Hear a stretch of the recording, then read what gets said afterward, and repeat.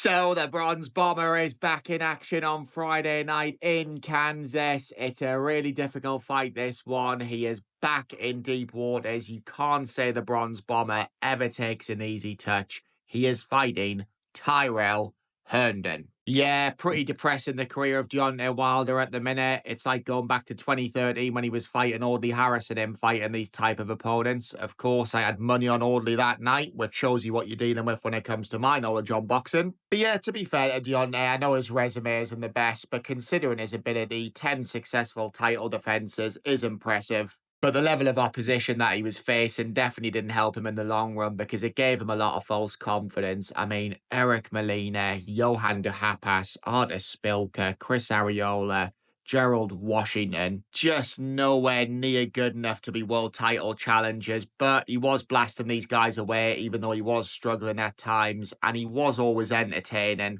especially when he was coming out with stuff like this before the Stavern rematch. This is the funeral right here.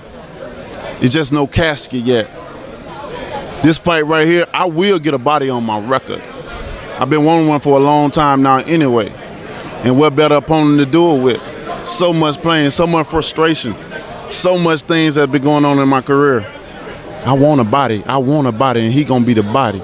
And then, of course, he knocks out Stavern in a round, battering him, dropping him 3 times. So you can just imagine how big his ego was after that. He next fought Luis Ortiz in a fight where he was getting outboxed, but then did stop him in round 10. And then up next, of course, was his first fight with Tyson Fury. And going into this, Wilder had a record of 40-0 with 39 wins coming by knockout, literally knocking out every single man he'd faced. The only person who went the distance with him was Stavern in their first fight when Wilder won the WBC belt.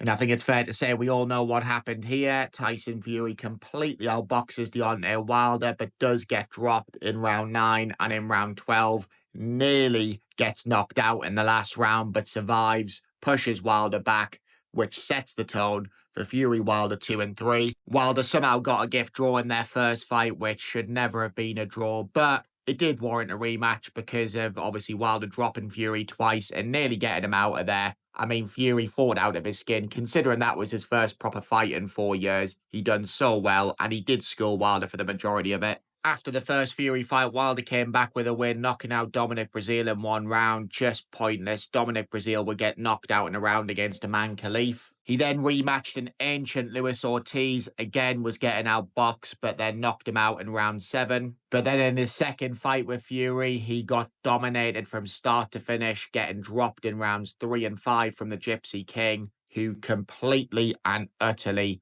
battered Wilder. He pushed him back. It was Fury's first fight with Sugar Hill, and Wilder just couldn't cope at all with Fury being the aggressor. He looked completely lost in there. Mark Breland saved him by throwing in the towel. Wilder sacked Mark Breland after. No idea why. I mean, Mark Breland probably saved Wilder's life. He was getting that dominated and that hurt in there. I think, if anything, Wilder should have been pissed off with Breland for not throwing in the towel earlier than round 7. But there we go. That is the delusional Deontay for you. Wilder then made a complete and utter tit of himself by making every single excuse under the sun, from his costume being too heavy for the reason he lost. His drink was spiked, Fury was wearing loaded gloves, Kenny Bayless was biased, it was all his trainer's fault, just absolute bollocks. And then after a lot of boring boxing politics, we actually got the trilogy nobody wanted, but it did actually turn out to be one of the best heavyweight fights ever. With Fury Wilder 3, it was an absolute war.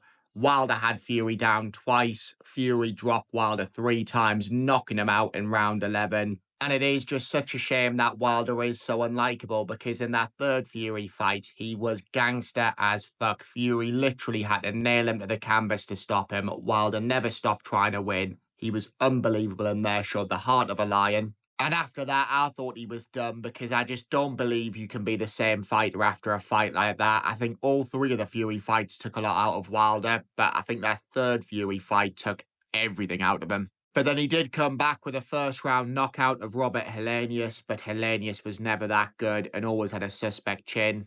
And then Wilder went all woke on us in the post-fight presser.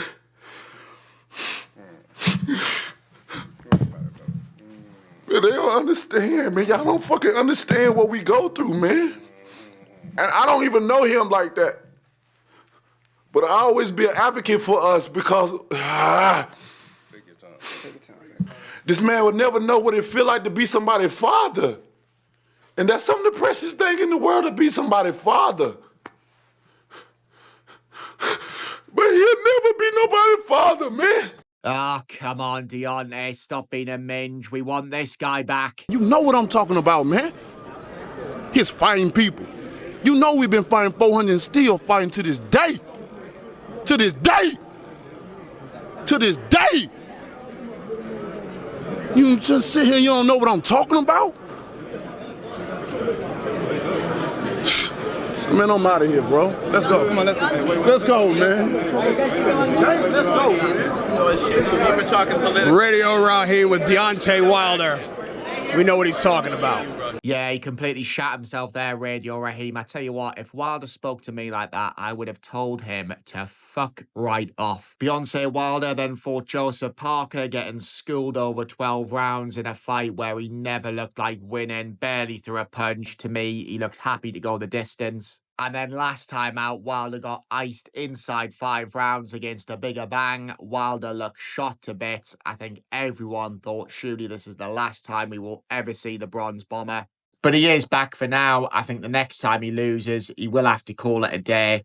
He currently has a record of 43-4-1 with 42 wins coming via knockout, which sounds okay, but he has lost 4 out of his last 5 fights, getting stopped in 3 of those. But surely even a 39-year-old shot to bits Deontay Wilder will have enough to beat Tyrell Herndon, who currently has a record of 24-5 with 15 wins coming via KO. Again, doesn't sound too bad. In his last fight, he defeated Rudy Silva via a split decision, picking up the Texas Combative Sports Program heavyweight title. I'm sure that was a title he dreamed of winning as a kid.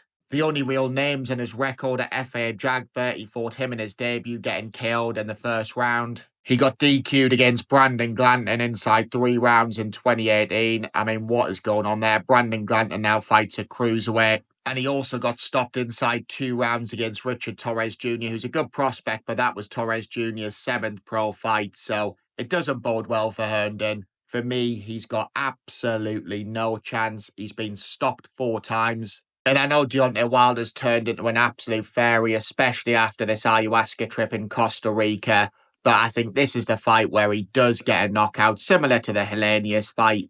I think he'll find his confidence, and as soon as he lands, I think he'll KO Herndon, or I wouldn't be surprised at all if he dropped Herndon and he just sat out the count. So yeah, Wilder inside a round for me. I will be stunned if this reached the 2nd round. Wilder's just going to be too strong, too powerful, too fast. And I know he has looked awful recently, but Herndon is probably about the 300th best heavyweight in the world, something like that. He is levels away from Deontay Wilder. Good luck to him. If he can pull it off, it would be unbelievable. I just don't see it in a million years. But yeah, it's good to see Deontay Wilder back, to be fair. He's got on my nerves as much as he has everyone else's over the years. But he is entertaining in and out the ring. And if he can get a good win, get his confidence back, get his mojo back, there are still some fun fights out there for him. So yeah, I hope you've all enjoyed this video anyway, guys. Let me know your thoughts in the comment section below. Subscribe if you're new. Enjoy the rest of your week. Enjoy the boxing at the weekend. And I will see you all on the next one.